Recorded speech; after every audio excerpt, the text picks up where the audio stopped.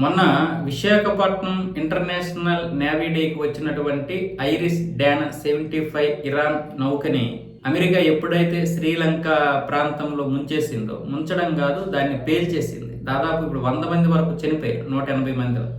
అది తీవ్రమైనటువంటి అవమానంగా భావించినటువంటి ఇరాన్ ఇప్పుడు ఎలాగైనా సరే అమెరికాకి చెందినటువంటి నౌకల మీద దాడి చేయడమే కాకుండా మేము ట్రంప్ రక్తాన్ని కళ్ళ చూస్తాం, ట్రంప్ రక్తాన్ని హిందూ మహాసముద్రంలో కలిపేస్తాం అన్న విధంగా ఇరాన్ అయితే ఒక ప్రకటనలో తెలిపింది. ఎక్కడా తగ్గేది లేదు, మేము దాన్ని తీవ్రమైనటువంటి పరిణామంగా స్వీకరిస్తున్నాం, ఆ సంఘటన మేము మర్చిపోము, దానికి 10 రెట్లు ప్రతీకారం అయితే తీర్చుకుంటాం. ఇప్పటికే అమెరికాకి చెందినటువంటి ఒక ట్యాంకర్ని పేల్చేసింది ఇరాన్.